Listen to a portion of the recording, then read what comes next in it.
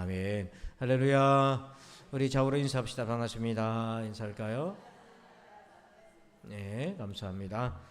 예, 환영합니다. 감사하고요.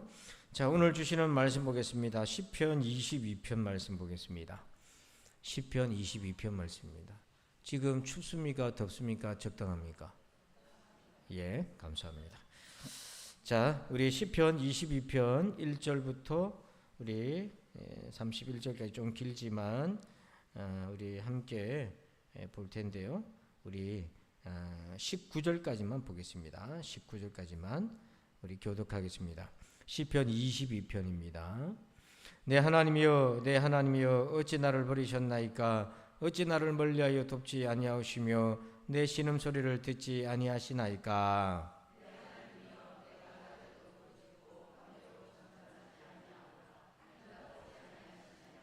이스라엘의 찬송 중에 계시는 주여, 주는 거룩하시니이다.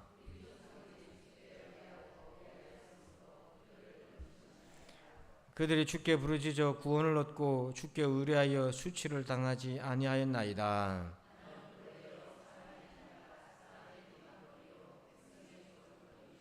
나를 보는 자는 다 나를 비웃으며 입술을 삐죽거리고 머리를 흔들며 말하되,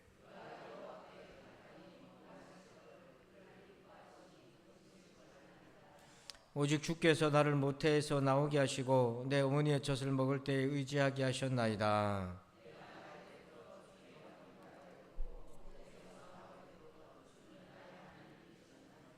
나를 멀리하지 마옵소서. 환난이 가까우나 도울 자 없나이다.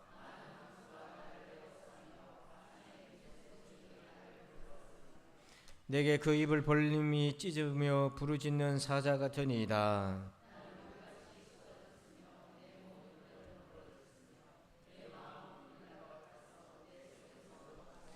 내 입이 말라 질그릇 조각 같고 내 혀가 입천장에 붙었나이다. 주께서 또 나를 죽음의 진토 속에 두셨나이다.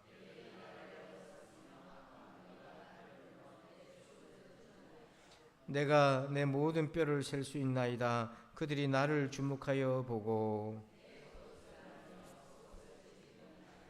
다 같이 여호와여 멀리하지 마옵소서. 나의 힘이시여 속히 나를 도우소서. 아멘.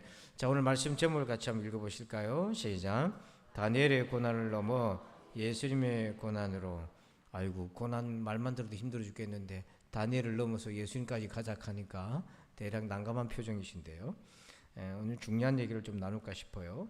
로마 시대에 아이들이 태어나면 그 아이의 생명에 대한 권한을 아버지가 가지고 있었어요. 그것을 이 가장의 절대적인 권한이라고 얘기하는데요. 파트리아 포테스타스라는 말을 쓰는데, 아버지가 아이를 죽일 수도 있고 살릴 수도 있었어요. 그래서 남아 선호사생이 있어서 여자이면 죽이기도 하고, 또 그때 상황이 집안 상황이 어려우면은 아이들을 그냥 버리기도 하고. 그런데 그때 이제 기독교가 로마 사회에 법적으로 미친 영향이 하나 있어요. 그게 어떤 영향을 미쳤냐면 어린아이를 버리지 못하게 하는 법을 만드는데 교회가 힘을 썼어요. 그러니까 교회는 버리지 않았다는 거, 아이들을. 세상은 상황과 여건의 형편에 도움이 안 되면 버리기도 하고 그렇게 했는데요. 교회는 결코 버리지 않았다. 여러분, 왜 버리지 않았을까요? 왜 초대교회는 아이들을 풍습과 반대로 버리지 않고 키웠을까요? 하나님 우리를 버렸어요, 안 버렸어요? 그 마음이 녹아져 있기 때문에 그래요. 그래서 기독교 신앙에 하나님 우리를 결코 버리지 아니하신다, 이 믿음 있는 거예요. 믿음 있습니까?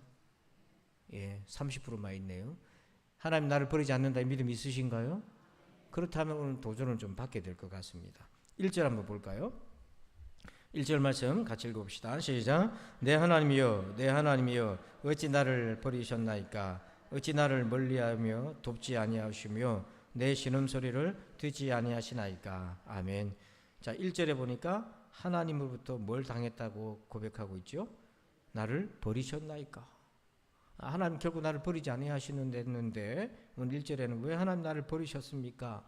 유기당한 느낌을 갖는 거예요. 여러분, 사실과 느낌은 다른 거잖아요.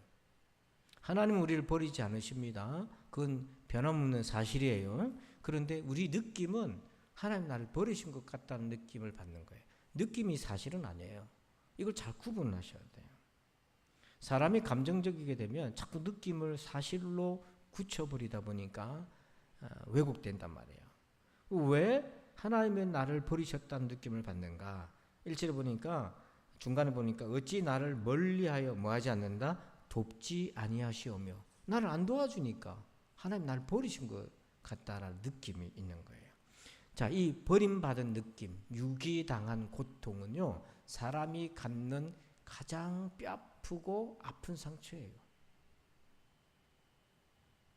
그러니까 사람이 제일 두려워하는 상처가 뭐냐면 거절당하는 거예요. 그러니까 직장에서 해고당할 때, 여러분, 이 상처는 당하지 않은 사람들은 짐작할 수 없어요. 근데 하나님으로부터 버림받는다는 느낌을 받으면 이거 어떻게 감당합니까?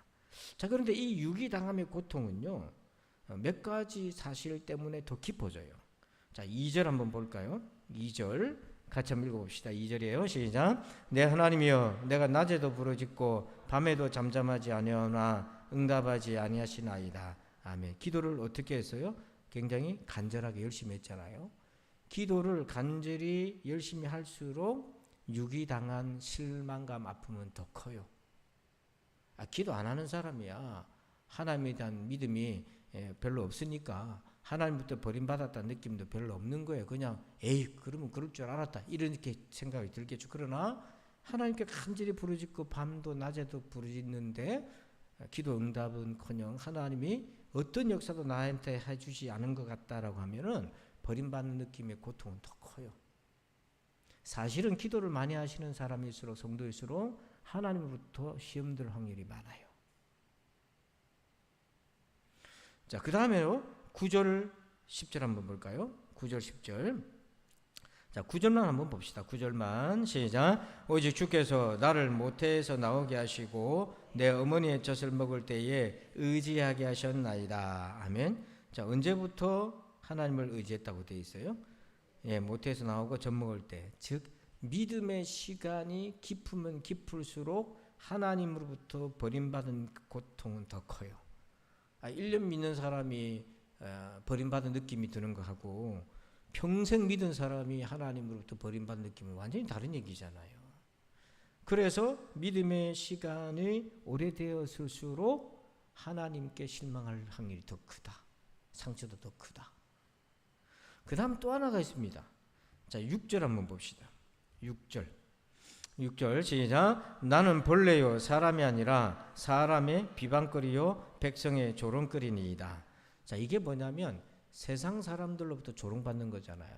이게 사회적 유기당한 느낌. 하나님으로부터 버림받은 느낌도 감당하기 어려운데 사람들이 나를 비방한다. 벌레요 사람이 아니요 조롱거리요. 7절 보십시다. 7절 8절 보면 제가 읽어보죠. 나를 보는 자는 다 나를 비웃으며 입술을 삐죽거리고 머리를 흔들며 말하되 그가 여호와께 의탁하니 구원하실 걸, 그를 기뻐하시니 건지실 걸 하나이다. 이렇게 우리가 평생 믿었던 하나님을 조롱하면서 우리를 공격하니까, 우리 그런 거 있잖아요. 내가 아프면 아무도 몰래 나 혼자 아프면 그래도 견딜 수 있는데 온 동네방네 소문 다 나가지고 이러면 더 견디기 힘든 분들이 있지 않습니까? 이게 바로 사회적으로 유기당한 느낌이 더 큰 거죠. 기도를 많이 할수록, 믿음의 시간이 오래되었을수록, 또 주변에서 이렇게 비교할수록 이렇게 고통이 커요. 그러면 왜 우리는 하나님께로부터 도움을 못 받을 때 이렇게 고통이 더 크는가? 왜 그렇게 그걸 고통으로 느끼게 되는가? 두 가지 이유 때문입니다. 표를 보면요, 하나는 하나님의 공의가 이루어지지 않기 때문에 고통스러운 거고, 또 하나는 이 상황에서 하나님의 주권이 역사하지 않는 것 같아서 그게 고통스러운 거예요. 신자는 내 개인의 어떤 복락, 이걸 초월해서 하나님의 공의가 무력화되는 것 같고 하나님의 주권이 역사하지 않는, 침묵하는, 부재하는 듯한 걸 못 견디는 거죠. 자, 그래서 31절 한번 볼까요? 31절. 22장 22편 31절입니다. 시작. 와서 그의 공의를 태어날 백성에게 전하며 주께서 이를 행하셨다 할 것이로다. 아멘. 그러니까 하나님의 공의가 이루어지기를 간절히 원한 거예요. 그런데 나를 돕지 않으니까 하나님의 공의가 이렇게 사람들이 막 비웃는 거예요. 하나님이 어디 있냐고. 그렇게 이 공의가 이루어지지 않는 것을 못 견디고 아픈 거예요. 또 28절 볼까요? 28절. 이게 제가 좋아하는 구절이고 기도할 때 붙들고 하는 기도 제목이기도 한데요. 같이 한번 읽어봅시다. 시작. 나라는 여호와의 것이요 여호와는 모든 나라의 주제심이로다. 아멘. 자, 이 나라는 누구 것이에요? 하나님 것. 모든 나라의 주인은 누구셔요? 하나님. 그러니까 하나님의 주권이 역사해야 되는데 악인이 득세하고 악인이 휘두르고 하나님의 주권은 나타나 보이지 않는 것 같은, 이게 너무 고통스러운 거예요. 그래서 여러분, 신자는요, 하나님이 나를 돕지 않고 나를 버린 것 같다라는 그 느낌에서 고통이 큰 것은 이렇게 하나님의 공의가 무시당하고 하나님의 주권이 역사하지 않는 그런 상황에 고통스러워하는 거예요. 자, 그러면 우리가 언제 이 느낌을 받게 되는가, 강하게. 자, 오늘 말씀을 한번 볼게요. 우리 18절 한번 보십시다. 18절입니다. 시작. 내 겉옷을 나누며 속옷을 제비 뽑나이다. 자, 누가 생각납니까? 성경을 좀 알고 읽은 분들은 예수님이 생각나는 거죠. 그래서 10편 22편이 사실은 예수님의 고난에 대한 그 예언적 말씀이거든요. 자, 그래서 여기서 사진을 한 장 보실까요? 오늘 설교 제목이 이제 그렇게 돼 있잖아요. 다니엘의 고난을 넘어서서 예수님 고난으로 돼 있잖아요. 자, 다니엘은 사자굴에 빠지고 세 친구는 풀무불에 던져졌을 때 하나님 어떻게 해주셨어요? 살려주셨잖아요. 사자 입을 봉하게 해주시고 풀무불에서도 건져 나오고 사자 입에서도 건져 주셨잖아요. 예수님은요, 십자가에서 어떻게 하셨어요? 에이씨 하고 옷 다 벗고 내려오고 뛰내려오고 그렇게 안 하셨어요? 어떻게 되셨어요? 죽으셨어요. 그러니까 우리가 하나님의 구원과 도움을 생각하면 다니엘을 많이 떠올려요. 우리 어떤 사자굴이나 풀무불에 던져졌어도 하나님이 꺼내주시고 살려주실 거다. 물론 그렇게 하십니다. 하나님이. 믿으시기 바랍니다. 그러나 때로는 예수님처럼 십자가에서 나의 하나님 어찌하여 나를 버리셨나이까 하고 아무런 일도 일어나지 아니하고 죽음을 맞이하는 고난 가운데 빠지게 되는 일도 있다 하는 거죠. 자, 그래서 우리가 사자굴에서 뛰쳐나왔을 때 막 간증도 하고 하나님이 살아계시고 할렐루야 외칠 수 있겠지만 그게 아니라 예수님의 고난처럼 그 고난에 내가 그냥 거기에서 묻혀버린다면 그래도 할렐루야 할 수 있나? 그래도 할렐루야 할 수 있을까요? 오늘 이 질문에 우리가 답을 가져야 됩니다. 어떻게 이 버림받은, 그러니까 다니엘은 버림받은 게 아니라 건진받았잖아요. 그래서 의기양양해가지고 그렇게 됐는데 예수님은 이게 버림받은 거잖아요. 죽으셨으니까. 사람들이 다 볼 때 이 유기당한 느낌을 어떻게 초월할 것인가, 믿음으로 이겨낼 것인가. 자, 몇 가지로 오늘 그 답을 말씀해서 볼게요. 자, 첫 번째 6절을 다시 봅시다. 6절 한 번 더 읽어봐요. 시작. 나는 벌레요 사람이 아니라 사람의 비방거리요 백성의 조롱거리니이다. 아멘. 자, 첫 번째로요, 사회적인 평가에 속지 마세요. 남들이 내 살아가는 삶을 보고 평가하는 것에 속지 마세요. 마태복음 27장 41절과 42절에 예수님이 시험을 다 이기고 거의 이기시고 주의 뜻을 이루기 직전에 마지막 시험이 왔는데 41절 42절 보니까 그와 같이 대제사장들도 서기관들과 장로들과 함께 희롱하여 이르되 그가 남은 구원하였으되 자기는 구원할 수 없도다. 그가 이스라엘의 왕이로다. 지금 십자가에서 내려올지어다. 그리하면 우리가 믿겠노라 하고 대제사장 서기관 장로들도 희롱하고 예수님 좌우에 있는 강도들도 희롱하고 지나가는 사람도 고개를 가로주면서 희롱하고 예수님이 그런 사회적 평가에 화가 나셔가지고 십자가에서 뛰내려가지고 이러라! 이랬으면 어떻게 됐겠어요? 그래 하지 않으셨어요. 오히려 불쌍하겠어요. 몰라서 저런다 그러셨어요. 그러니까 우리가 사회적인 존재나 사회적 평가에 예민한 건 알겠는데 여러분 그 결코 속지 마십시오. 세상 사람들은 우리의 비밀을 몰라요. 예수님은 하나님의 비밀이잖아요. 그 모릅니다. 우리는 알잖아요. 알기 때문에 오해받는 거예요. 그거는 감수하셔야 돼요. 예수님이 얼마나 오해받았습니까? 하나님의 아들인데 신성 모독자라고 오해받고, 사탄이라고 오해받고, 바알세불의 힘을 얻어서 병자 고친다고 오해받고, 개의치 않으셨어요. 두 번째 빌립보서 2장 8절. 자, 여러분들만 읽어주세요. 시작.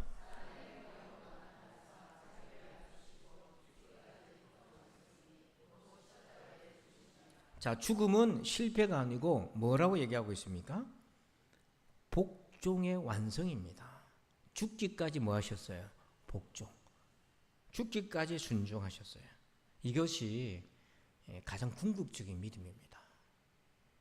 그래서 예수님은 하나님 아버지께 순종하실 때에 죽음으로서 순종의 그 길을 걸어가셨어요. 여러분, 이보다 더 귀한 믿음이 어디 있어요? 지금 우리는 믿는다는 이유로 순교당할 이유는 거의 없겠지만 그래도 우리의 자아의 순교는 경험하죠. 자존심 상하기도 하고 예수 믿는다는 이유 때문에 말 큰 소리도 못 내고 여러분 그렇게 꾸역꾸역 삼키기도 하지 않습니까? 그 예수 믿는 믿음 아니면 할 소리 다 하고 우리도 할 말 다 하고 그렇게 하긴 하잖아요. 그런데 놀랍게도 남들이 볼 때는 실패인 것 같고 죽으면서 끝난 것 같지만은 하나님 앞에서는 그게 가장 하나님을 영화롭게 하는 믿음의 역설적인 면이 거기에 있다. 다니엘처럼 살아난 것도 영광이 되지만 예수님처럼 믿음으로 그 길을 가는 것 또한 더 큰 영광이다. 이 신비가 우리에게 있다 하는 겁니다. 그래서 예수 믿는 사람이 세상에서 다 잘 됩니까? 실패하고 낙담할 수 있고 안 될 수도 있고 그런 거잖아요. 예수 믿는 운동선수가 전부 금메달만 땁니까? 예수님 탈락할 수도 있고 중도에 부상 입어서 포기할 수도 있고 그런 거잖아요. 그것임에도 불구하고 믿음을 끝까지 지키면서 그 현실 속에서 순종해 가는 거 그 참 값진 믿음인 겁니다. 자, 그렇다면 다니엘의 그 고난과 예수님의 고난은 뭐가 그럼 다른가? 예수님은 죽으셨는데 자 여기서 다니엘을 넘어서서 예수님 그리스도를 바라보자는 이유가 있습니다. 예수님은 십자가에 죽으셨지만 그것이 끝이었나요? 아니잖아요. 거기에 예수님의 고난이 다니엘의 고난을 초월하는 신비가 있어요. 자, 우리 19절 한번 봅시다. 시편 본문 19절 읽어볼게요. 시작. 여호와여 멀리하지 마옵소서. 나의 힘이시여 속히 나를 도우소서. 아멘. 그래서 하나님은 다니엘이 사자굴에 빠졌을 때 사자의 입을 다물게 하고 풀무불에 뛰어 들어갔던 던짐 당했던 새 친구들을 하나님이 지켜주셨는데 그럼 우리는 속히 도와주셨는데 우리는 어떻게 도우시나? 자, 여러분 그것이 부활의 믿음입니다. 부활은 최종적인 도움, 완결적인 도움인데요. 첫 번째 이유가 있어요. 골로새서 3장 3절과 4절 같이 읽어볼까요? 시작. 이는 너희가 죽었고 너희 생명이 그리스도와 함께 하나님 안에 감추어졌음이라. 우리 생명이신 그리스도께서 나타나실 그때에 너희도 그와 함께 영광 중에 나타나리라. 아멘. 자, 여러분 3절에 보니까 우리의 생명이 그리스도와 함께 하나님 안에서 어떤 상태? 감추어져 있다. 그리고 4절에 보니까 예수님을 뭐라고 가리킵니까? 우리의 뭐예요? 그러니까 우리의 생명이 코와 호흡이 아니라 예수님이라는 거예요. 이게 바로 영원한 생명 부활의 소망을 얘기하는 것입니다. 자, 그러면 이 얘기를 하면 여러분 가운데 지금 사자 이빨이 막 나를 찢으려고 그러고 지금 풀무불이 내 온몸을 태우려고 그러는데 그러면 하나님 부활의 하나님은 현재는 어떻게 합니까? 현재는 이렇게 우리가 의문을 제기할 수 있어요. 근데 부활은요 죽어서 이후에 장차 주님이 다시 오실 때 누리는 은혜가 아닙니다. 그렇게 생각하면 부활신앙을 잘못 잡은 거예요. 지금 부활신앙인 거예요. 지금. 자, 여러분, 그 속죄라고 하는 단어를 영어로 보면 atonement라고 하거든요. atonement라고 하는데, 이거를 이제 단어를 세 단어로 분리하면 at one moment라고 이렇게 읽을 수 있어요. 이게 뜻이 뭐냐면 지금 이 순간이라는 거예요. 이거 붙여놓으면 속죄라는 단어인데, 이 세 단어를 분리해서 보면은 at one moment, 지금 이 순간이라는 거예요. 그러니까 주님의 십자가의 구속의 은혜는 우리의 영원한 세계와 영원한 생명을 위해서도 있지만 지금 내 삶에 역사한다. 그럼 지금 내 삶에 어떻게 역사하는가? 여러분, 가장 중요한 원리가 하나 있는데요. 현재의 고난을 겪어내는 믿음으로 도와주십니다. 자, 볼까요? 베드로전서 5장 10절 같이 읽어봅시다. 시작. 모든 은혜의 하나님 곧 그리스도 안에서 너희를 부르사 자기의 영원한 영광에 들어가게 하신 이가 잠깐 고난을 당한 너희를 친히 온전하게 하시며 굳건하게 하시며 강하게 하시며 털을 견고하게 하시리라. 아멘. 자, 여기에 잠깐 고난을 당합니다, 우리가. 그런데 부활의 믿음은 우리를 어떻게 한다고 되어 있습니까? 잠깐 고난을 당한 너희를 친히 어떻게 해요? 온전하게, 그 다음에 굳건하게, 그 다음에 강하게, 그 다음에 털을 견고하게. 고난 중에 그렇게 해주신다는 거예요. 고난을 겪어내는 믿음. 고난을 피해서 도망가는 것이 아니라 그 고난을 겪어내는 믿음. 자, 스데반에게 이것이 나타났어요. 스데반을 클로즈업해서 보면, 자, 사도행전 7장 말씀인데요. 네, 7장 54절 보니까 복음을 전했는데 유대인들이 막 달라들었어요. 그들이 이 말을 듣고 마음에 찔려 그를 향하여 이를 갈거늘 막 분해가지고 이를 갈고 돌을 던지기 직전이에요. 그때 고난을 겪고 스데반이 죽지 않습니까? 그 고난을 당할 그 순간에 믿음이 어떻게 스데반을 붙들었는지 한번 볼까요? 55절 56절 시작. 스데반이 성령 충만하여 하늘을 우러러 주목하여 하나님의 영광과 및 예수께서 하나님 우편에 서신 것을 보고 말하되 보라 하늘이 열리고 인자가 하나님 우편에 서신 것을 보노라 한데. 자, 여기 55절 보니까 스데반이 그 죽음의 직전에 핍박받는 그 순간에 어떻게 됐다고 되어 있어요? 성령이 충만했어요. 무섭잖아요. 두렵잖아요. 인간적으로 당연히 무서운 순간이잖아요. 근데 부활의 믿음은 그 순간에 두려움에 압도된 게 아니라 성령이 충만했고, 그 결과 55절 끝에 보니까 무슨 단어로 끝납니까? 보았다는 거죠. 보이더라. 56절에도 보이더라. 여러분, 누가 돌을 들고 있으면 여러분 눈에 뭐부터 보입니까? 돌밖에 안 보여요. 안 그래요? 저 누가 칼을 들었다 생각해보세요. 칼밖에 안 보입니다. 무서우면 그밖에 안 보여요. 딱 눈이 꽂혀가지고 딴 게 안 들어와. 눈에 안 들어와요. 근데 성령 충만하니까 성난 군중의 표정과 돌덩어리가 아니라 하나님이 보이는 거예요. 이걸 우리를 위해서 보여준 겁니다. 스데반이 신령한 사람이다 그렇게 평가하려고 하는 것이 아니라 고난이 그 순간에 고난을 통과할 수 있는, 이겨낼 수 있는 믿음이 이렇게 하나님이 역사해 주신다는 걸 보여주시는 거예요. 저나 여러분은 언젠가는 이런 은혜를 경험하기를 축복합니다. 이거는 죽음의 순간이 아니면 어떻게 해요? 물론 그 전에 자잘한 고난 속에서도 견뎌나갈 수 있는 힘을 주시죠. 욥 같은 경우가 그래요. 자, 욥기에서 1장 21절 22절 한번 천천히 읽어봅시다. 시작. 이르되 내가 모태에서 알몸으로 나왔사온즉 또한 알몸이 그리로 돌아가올지라 주신이도 여호와시요 거두리시니도 여호와시오니 여호와 이름이 찬송을 받으실지니이다 하고 이 모든 일에 욥이 범죄하지 아니하고 하나님을 향하여 원망하지 아니하니라. 자, 보세요. 지금 집안이 사업이 다 망했고 자식이 죽었습니다. 1장에서 그 사건이에요. 2장에서는 욥이 병이 생기는데, 그런데 그 모든 고난에도 불구하고 도망간 게 하나님 원망하고 비난하고 없다 그러고 그게 아니라 그 죄를 뒤집쓰고 기도하면서 그 자리를 지키잖아요. 그 믿음이 고난의 자리를 지키게 한 거예요. 영문은 모르지만 이유도 알 수 없지만 공의가 무너진 거예요. 욥에게는. 왜? 내가 지금까지 살아온 거하고 결과가 완전히 다른 거죠. 인간보적인 관점에서 보면은 이렇게 살았는데 왜 이렇게 오나? 이게 지금 하나님의 공의가 욥 안에 깨진 거예요. 그러니까 욥이 견딜 수 없는 거예요. 자기 고난을 넘어서서 이 공의가 깨졌으니까 이거 어떻게 해? 주권이 무너졌으니까 이거 어떻게 해? 나중에 욥기 끝나면서 42장에 가서 하나님은 공의와 주권을 초월하신 분이라는 걸 이제 보여주니까 욥의 믿음이 일치월장 이렇게 하게 되는데, 어쨌든 지금까지 믿음으로 이 고난의 자리를 지키게 하잖아요. 그러니까 여러분, 하나님은 고난을 딱 당할 때, 우리에게 고난을 당할 때 부활의 신앙은 그 고난을 감당할 수 있게 도와주시는 거예요. 우리가 본능적으로 피할 길을 여시사, 여기에 많이 관심 갖거든요. 고난 당할 즈음에 뭐 하신다고요? 피할 길을 내사, 거기에 억수로 은혜를 받아요. 감당할 믿음을 주신다는 데는 별로 은혜를 안 받아요. 자꾸 피할 것만 생각하는데, 때로는요 피할 길도 있지만은 감당해야 될 일도 있지 않습니까?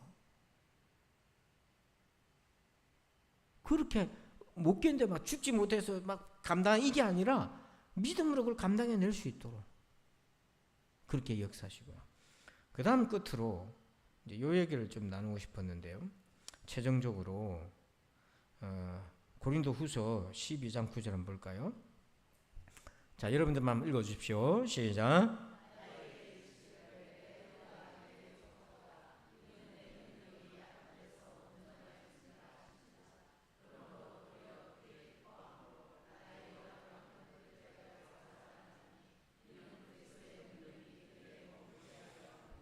이게 바로 수용의 믿음입니다. 수용의 믿음. 자, 9절에 바울이 자기 몸에 병이 있어서 3번 기도했다고 그랬잖아요. 3번이라고 하는 그냥 1번, 2번, 3번 단순한 그게 아니라 할 수 있는 모든 기도를 다 했다는 거거든요. 그랬는데 응답이 받았어요. 그 응답의 내용이 내 은혜가 내게 뭐하다? 됐다. 너는 그 병을 가지고 계속 살아야 된다. 그 얘기인 거예요. 우리 같으면 하나님 왜 그럴 수 있어? 이럴 수 있잖아요. 근데 바울은 그걸 아멘하고 받아들였죠. 이런 믿음은 때로는 수용해야 됩니다. 받아들여야 돼요.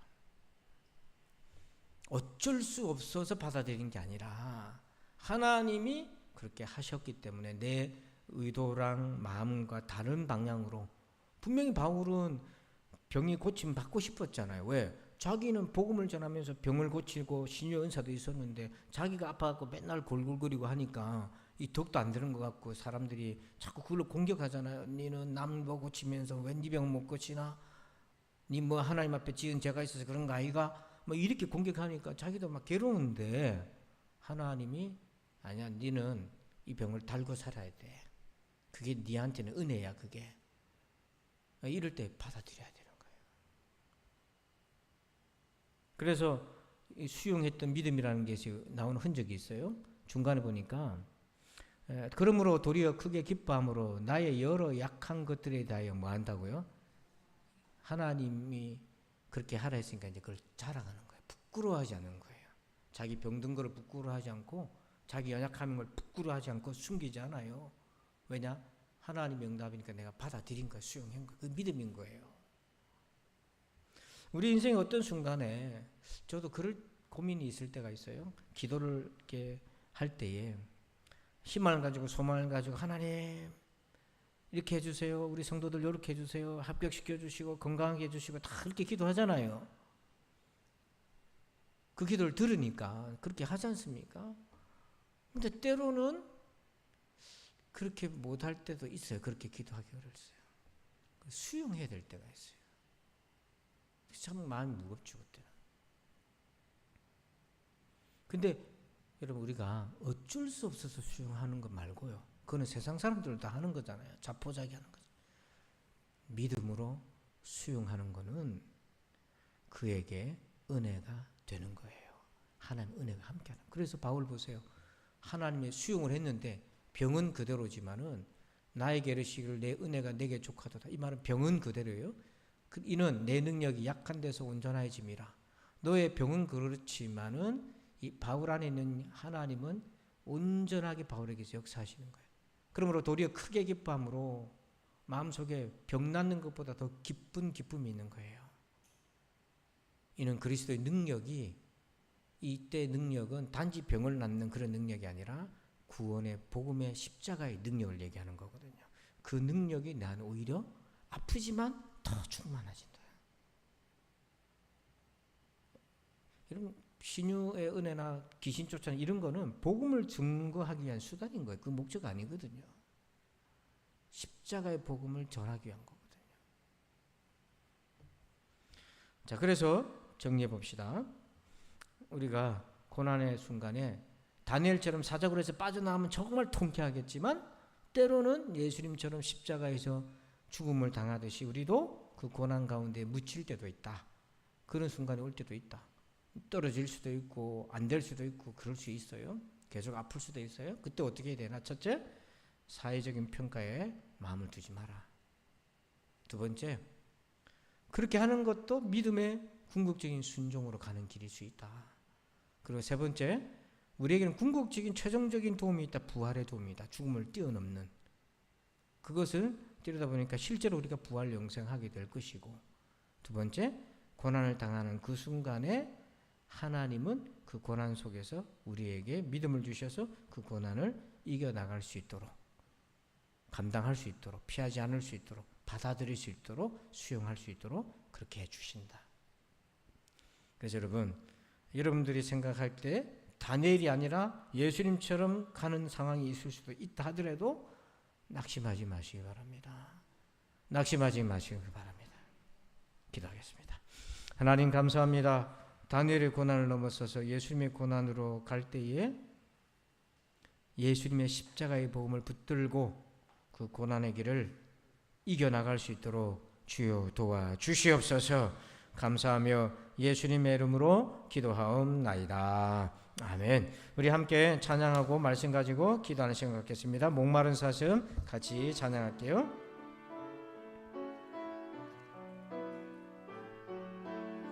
우리 찬송하면서 하나님만, 주님만 우리 간절히 바랍시다. 목마른 사슴 시내 물을 찾아 헤매이듯이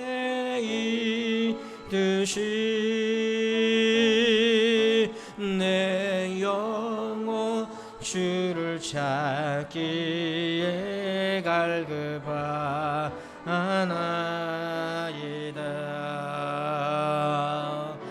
주님만이 나의 힘, 나의 방패, 나의 잠소망, 나의 몸 정성 다 바쳐서 주님 경배합니다. 금보다 귀한 나의 주님, 금보다 귀한 나의 주님, 만족 주신 주, 당신만이 나의 기쁨, 당신만이 나의 또한 나의 참보배, 주님만이 나의 힘, 나의 방패, 주님만이 나의 힘, 나의 방패, 나의 잠소망, 나의 몸 정성 다 바쳐, 나의 몸 정성 다 바쳐 주님 경배합니다. 우리 1절만 더 합시다. 목마른 사슴 시내 문을 찾아, 목마른 사슴 시내 물을 찾아 헤매이듯이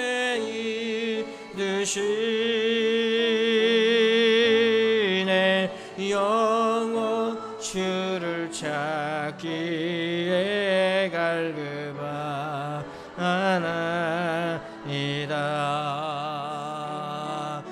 주님만이 나의 힘, 나의 방패, 나의 잠소망,